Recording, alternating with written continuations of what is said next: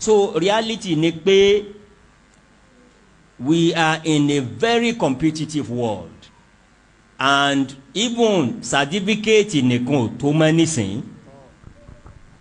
Tó bá wò nísìn bí wọ́n bá ní ọkọ̀ CV orí wọn wà ní kó sọ work experience ẹ ó kàwé lóòótọ́ ó gba degree báyìí lóòótọ́ kí ló ti ṣe rí. So mo ní fún yín ní strategies mẹ́rin tí ó make yín employable and tí ó make yín tó pé àwọn èèyàn gan máa wọ́ kí pé irú rẹ̀ là ń wá.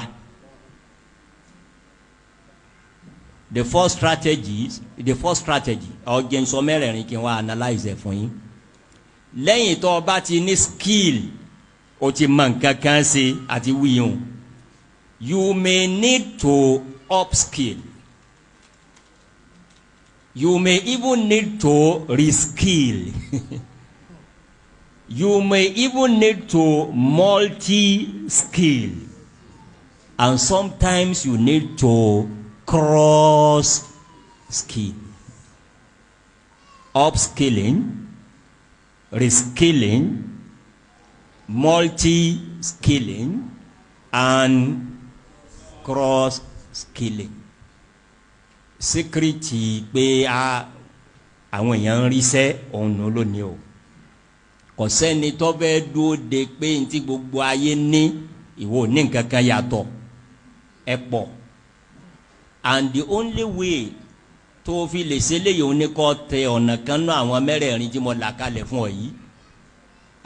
Ó jáde lóòótọ́ as an engineer, civil engineer, mechanical engineer, electrical, whatever engineering lórí it.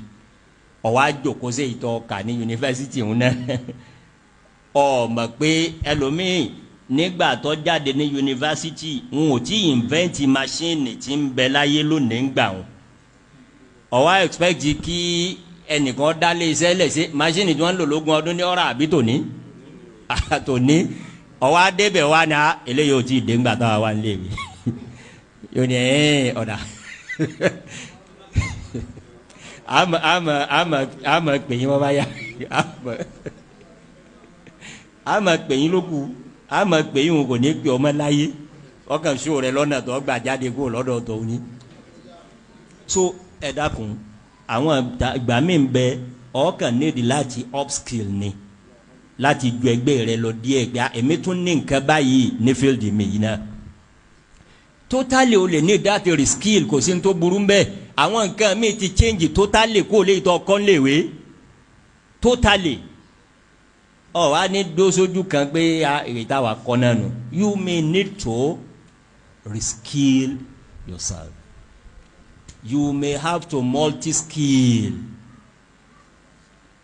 A good example ní John Malam mi a bá gba ẹnìkan wọn ní secretary wọ́n tún wá gba ẹnìkan wọ́n ní typist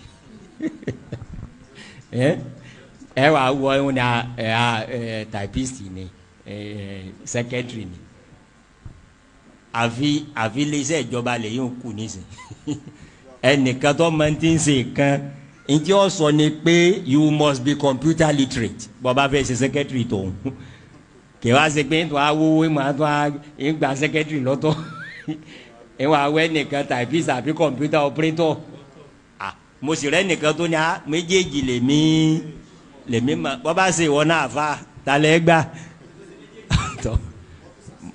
multi-skilling no you may have to multi-skill and you may sometimes need to cross-skill tó kù ní láì rẹ̀ ń gbà míì tó tún wọ láì míì mo máa ń sọ pé I have a brother-in-law who originally read biochemistry, but today is a chartered accountant. He's a chartered accountant. In ṣiṣẹ́ gidi lónìí. But in Jotokolo University wà láì biochemistry lórí jù. Àmọ́ Ọlọ́run tètè gbọ́n pé ní maybe I have to cross skill.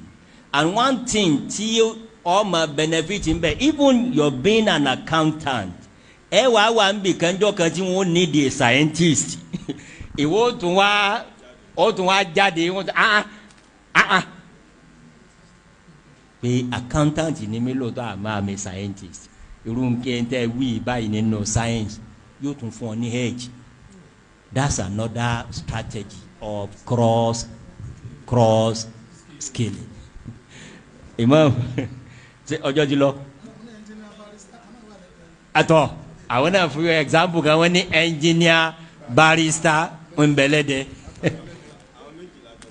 Tọ́ so ẹ dákun ibi tá a ti yà lọ bí gbogbo eléyìí ni pé kò síṣẹ́ ọ̀pọ̀lọpọ̀ náà wà employable o àfi kó o sì prepare ara rẹ kalẹ̀ to become highly employable tó yẹ pé ní àwọn wọn mọ wárù rẹ kí pẹ̀lú àdúrà Ọlọ́run ó sì padà ní kó o ṣe déédéé ibi tí wọ́n ti ń wárù rẹ ẹnu tó kàn kù.